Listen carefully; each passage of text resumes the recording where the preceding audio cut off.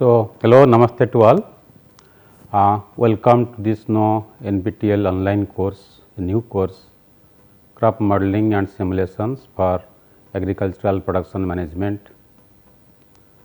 So, as you know, agricultural production system is very complex. Now, we have lot of experimental understanding to know the effect of different input management on crop production systems. So, at present the farmers are facing lot of challenges, in particular the weather variability and climate change, and the population is increasing, the resources are depleting. Now, challenges before scientists how to increase productions with limited resources, land, water and other natural resources. And time has come to give a proper advice to farmers how they can manage all adverse situations and they can get the productions. Now, the farmers are facing the several issues like climate change, weather variability. So, we need to advise farmers. So, what type of crop planning they can go for, how they can go for input management, so that they can manage their productions with the varying weathers and climate change. So, this course particularly we are dealing with the crop modeling and simulations. So, that means it needs a crop yield forecasting predictions models. So, that before doing experiments you can advise farmers having the simulation exercise to know the proper input management and proper crop planning, so that the yield can be attained, production can be attained with the varying weather conditions. So, through these courses we will take you particularly as we will brief you about the different crops, crop production systems, input management in crop productions, use of this the modeling analysis, crop modeling simulations, and the principles, concept, how we can predict or the forecast crop yield for different management scenarios. And also we will discuss about a particular crop models, that is DSAT, decision support system for agro technology transfers. And also at the end we will carry you with a hands on exercise where you will get the understanding and the learning as a technical hands on inputs for the how to make the input data, how to run the models and decision makings for any management scenarios. Today's lectures particularly, and also for this lectures once you attend the subjects. So, there are many industries also looking for the students having expertise in crop modeling and simulations. So, they are the takers are there to know, you have to advise, you have to go for the yield forecasting, production simulations, and particularly for the agricultural insurance company, they are looking for the to when the farmers go for the crop insurance. So, they want to know what are the failure, crop failures due to the weather abnormalities, or there may be some other reasons. So, they need the experts on crop modeling simulations for the advice on the crop insurance schemes. IBM Research Limited also they have the crop yield forecastings, and the other industry they are also coming forwards to have the expertise the students from the having the technical skills and knowledge and crop modeling simulations for observing for their particularly for the agricultural risk management analysis. So, as a introduction subjects we will discuss what are the crop productions, a brief idea you will take to know what are the crop productions, what are the crop production systems, then we will move to the crop modeling and the simulation scenario. So, start with, so this is the concept that we are covering. So, particularly crop production systems, this is the key features are the as a to maximize the productions with the maintaining the sustainability, environmental sustainabilities, and with the efficient use of resources like land, water, nutrients and other resources. So, in general the crop production systems refers to the integrated set of the practices and technologies used to grow crops efficiently and sustainably. Sustainability is a issue because no whatever the inputs you are using, the input managements and it should be lead to the sustainable agricultural productions. You have to maximize productions at the same time you can see with the optimum use of resources without degradation of the natural resource base, and you make sure that the production should meet the current need as well as the future demand also. So, it encompasses all the field operations from the seed selections to harvest and also that is say under the different agroclimatic conditions and the socio-economic limitations. Also it say aims to utilize the natural resources such as the soil, water, nutrients while least impact on the environment. So, crop production also refers to the focus on improving crop productivity. I discussed the objective also will coming that one, mainly how to increase productions with limited resources. That means, you have to improve the resource use efficiency and the maximize the productions, that is what should be the aim of the agricultural scientist or the engineers to meet the need of the growing populations. So, if you just to take you as the how the agriculture has started the evolution of the crop production system. So, initially we had a traditional systems when there was no technology, there was less populations, food demand was also less, but still the farmers are using indigenous technologies, organic fertilizers, different type of cropping, mixed cropping. The farmers had no idea about the cropping systems, how to grow the crops.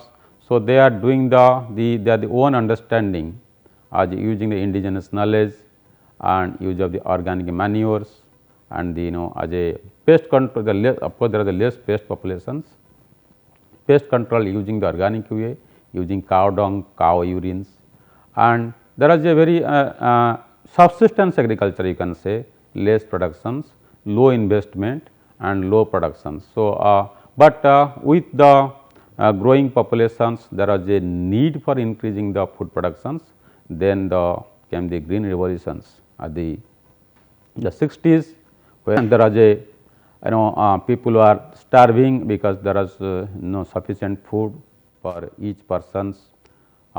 Even the people are no remaining as starving for the one day, they are skipping their meals because of the lack of food availability. So, there is a need to increase the production. So, at the same time at this period there is a green revolution, you can say, we say Dr. M. S. Swaminathan is the father of the green revolution in India. So, they introduced the dwarfing gene of wheat. So, there is a increasing wheat productions and also dwarfing genes. So, there is a production at the same time to have the productions when high yielding variety is introduced, we need to apply the proper nutrients, fertilizers. So, chemical fertilizers were introduced. So, farmers started using the increasing dose of chemical fertilizers with the high yielding variety, the production went off.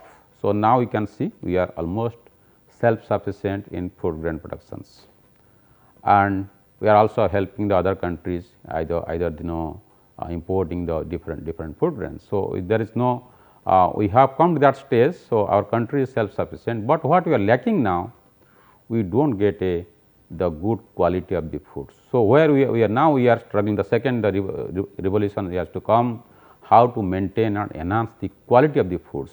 We are quantity wise, we are almost self sufficient, but we need to make sure we get the proper quality of produce.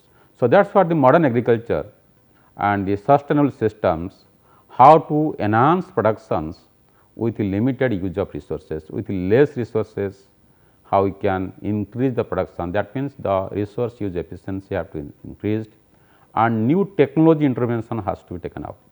So, that is what we are going for the sustainable productions with use of the technological interventions, high end technologies. So, that is precision farming, precise use of the inputs like the water, nutrients and pesticides. So, climate smart agriculture, as there is a climate change is becoming now a serious topic and there is a rising temperature over the years. So, how to sustain our productions with the rising temperature, with the variable weather. So, of course, we are go for the at the same time also we are looking for the climate smart agriculture means you have to both adaptive and the mitigation mechanisms. So, your the system production should say that it should not be the effect of the climate change should be less in the production. At the same time, the agricultural activity should not emit more of the greenhouse gases. So, the less emission of greenhouse gases from the agriculture. So, that way the mitigation, say climate smart agriculture you have to go for conservation tillage, efficient use of resources that can minimize the emission of greenhouse gases and the climate change. And at the same time, so now you are going for the ICT tools, information and communication technology tools, sensors, and also drones are used for to have a precise input management, nutrient management, water monitoring of the crop health, and that happens to use of the technology. So, this is what we are going for the modern and the sustainable systems, where we can have the maximized productions with efficient use of resources and maintaining a sustainable environment. So, if you see the crop production system, this has mainly the 4 major components. So, one is soil, second is the plant, third is weather, and fourth is agronomic management. So, why I am discussing this the 4 major umbrella of crop productions, because when you go for the crop modeling and simulations, these are the input files as if a mimicking the experiment. This as per the experiment, these are the components required for crop productions. If you go for the modeling exercise, we need data files, the soil data file, plant data file, weather data file, and the management data files to simulate the crop yield or the crop biomass or the crop outputs for different input management scenarios. So, for that reason, so we need I explain you. So, these are the parameters which are used for the real world production scenarios, and same parameter data file that can be used for the simulation exercise. So, soil, particularly soil physical properties, you can see the soil texture, soil structure, bulk density, water holding capacity, that gives soil provides the nutrients, soil provides the water for the crop growth and development, and the soil both soil chemical properties, physical properties and biological properties, they are integrated together to ensure that the crop does not suffer from water or nutrient stress. So, physical properties like this is the texture, structure, water holding capacity, bulk density, that ensures the water supply is optimum, water holding capacity of the soil is optimum, and crop gets the required amount of water from the soil. And the chemical properties like pH, organic carbon contents, nutrients availability. So, that indicates the fertility status of the soil, nutrient holding status of the soil, nutrient releasing pattern of the soil. So, that the nutrient availability for the crop uptake, the physical properties, chemical properties along with the biological properties, because the nutrient availability for the crop depends upon the microbial populations in the soil.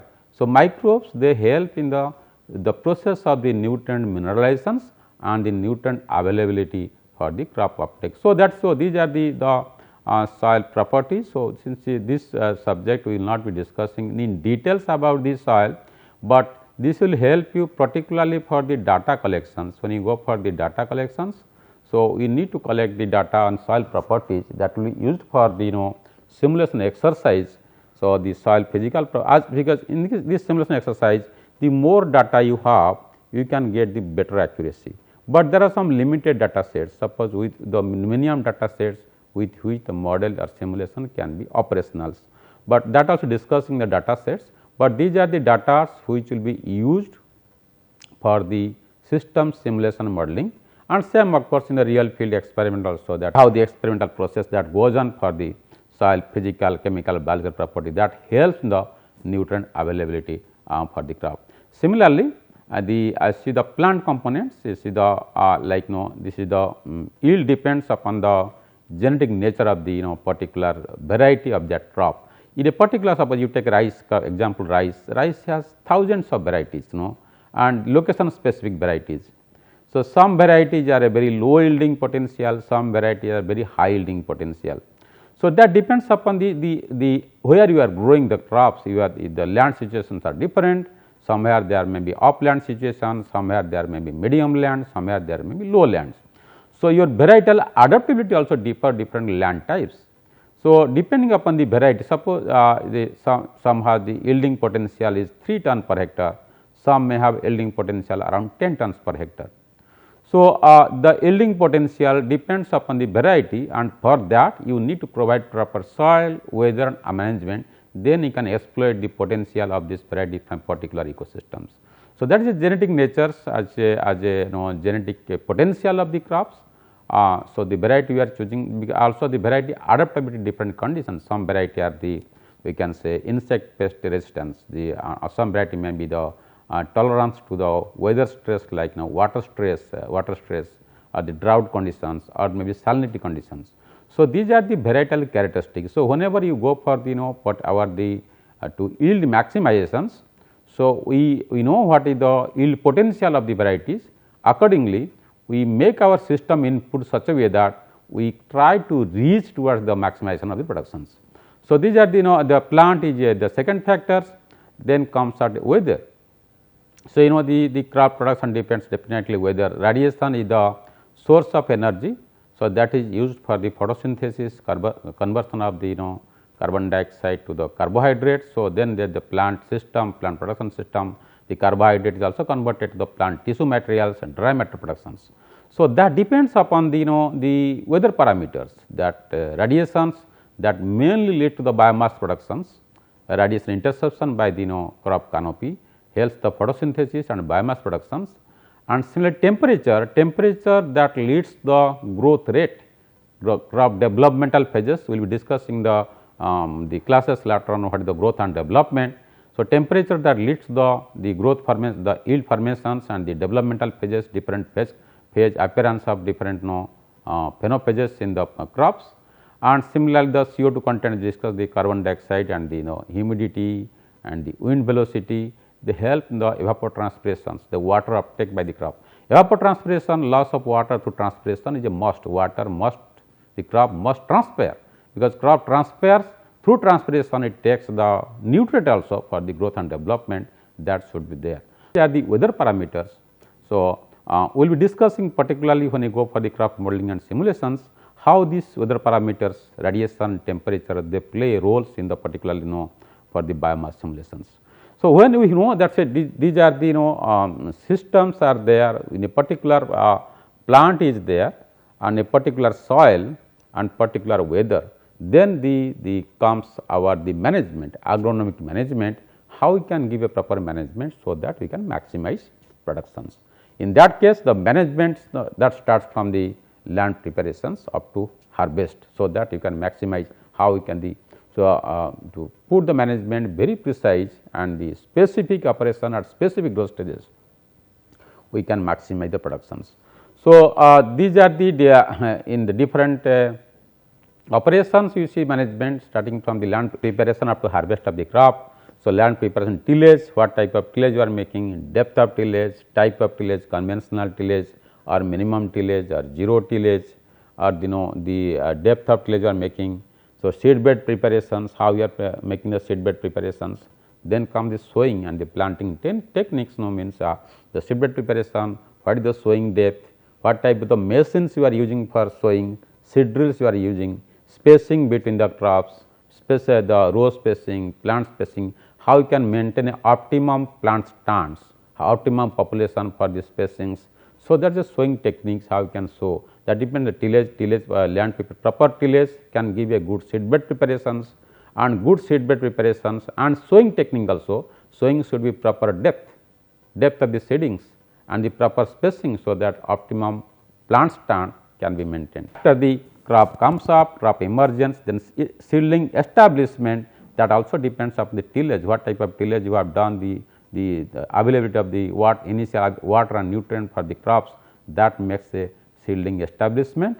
After the crop establishes, then the intercultural operations, the irrigations and nutrient management to have the ongoing crop growth, how you can manage the crop growth, and also we take care of all the plant protection measures whenever there is a incidence of pest, diseases, we do take care of the plant protection measures, and finally you go for the harvest. and the harvesting should be a proper time and the proper moisture content, so that you can get the maximum output. So, in general, these are the 4 important parameters, you can say, components of the crop production systems.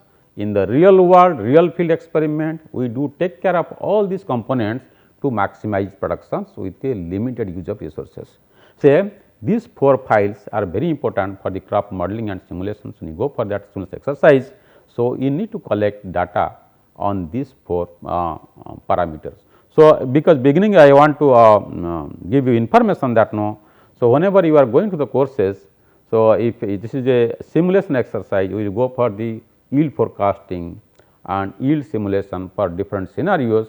So, when you go for the hands-on exercise with you, so we will discuss with you, we will inform you if you can collect this type of data sets from your own stations, from your own locality, and we will train you how to make you demo how to run the models.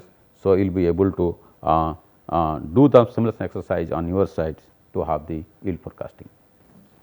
So, these are the different components like as I discussed earlier, the soil factors, as you say, the soil factors already I have discussed with you, the plant factors, genetic potential, yielding potential, you can go through these lectures, and the weather factors like temperature, humidity, carbon dioxide, wind velocity, and finally this agronomic management like land preparation, sowing, planting, waste management to maximize the productions.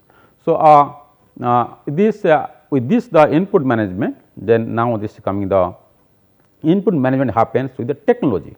So, how technology you are using? The technology gives the precision applications and sustainable use of the as precise use of the resources to have the sustainable production. So, this technology you can say that say farm mechanization is a bigger roles for the maximizing productivity with efficient use of resources. So, nowadays you can find availability of labor is a questions, because shortage of labor very expensive. If you use labor, that becomes very expensive, and that may not give you a precise input management, that may not give you precision agriculture.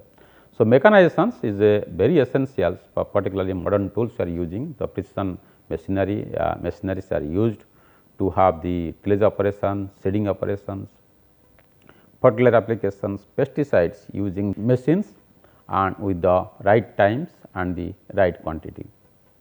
Then we can have the labor and energy use. So, now we have to go for the sustainability.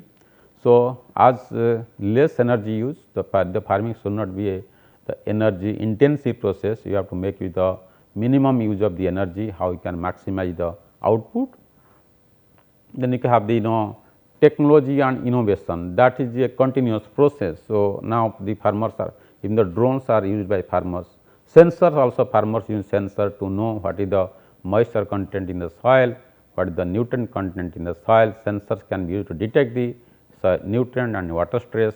Of course, now drones by the image processing we can understand from the leaf crop health type of the stress it has, whether it is a pest or the disease or the water stress or nutrient stress, and socio-economic factors is comes into pictures because now the agriculture is not a subsistence farming. We have to go for the modern days of agriculture as a commercial way, increasing productions, increasing income of the farmers. Market study is very important. Based on the market analysis, we can plan our operations. And now agriculture is cannot be isolated way. It can be as a integrated one with the crops to make a profitable. Now because of you are going for the commercial agriculture as a modern agriculture with the crops, different crop selections, and along with crops we should have the other enterprise, a farming system linkage. So, that it can be a very sustainable approach. We can say zero waste or zero emission approach concept, where everything is integrated in that loop. We can have the livestock, we can have the poultry, we can have fishery. So, where the byproduct of one component that becomes a input or the essentials for the other components in that farming system linkage. So, in that way to make it profitability of the farming systems, we go for the farming system linkage. So, this of course, in the modeling system we are not going for the farming system model, we are discussing about the agricultural crop modeling, but crop comes in combination of the other components. So, in general, so if you see the objectives of this crop productions, if you see in the sum of this like the crop production aims, our aim is definitely to maximize the productivity by achieving the higher yields through efficient use of the land, water and other nutrients. So, production maximization definitely the objectives.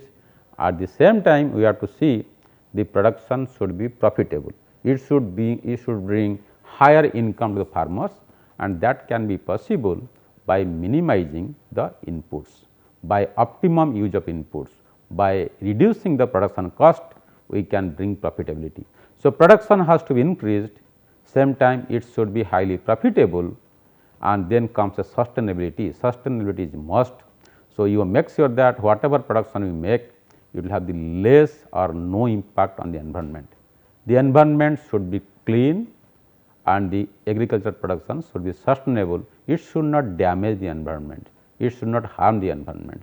So, that means there should not be any emissions of greenhouse gases through these production practices. We have to take care that we can minimize all these greenhouse gas emissions from the agricultural practice.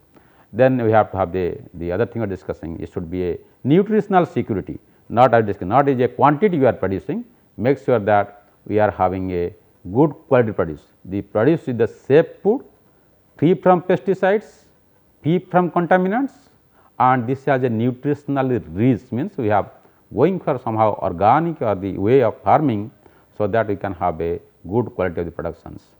And also I have to see, since the climate change become very frequent and is a temperature rising, the system should be climate resilient. It should give productions, it should have adaptive mechanisms to avoid any loss in yield, and finally the agriculture should bring employment generation, should bring jobs, so that it can be it can be a lucrative one, it can give the employment to the on the youths in the locally at the local levels, so that it can be profitable.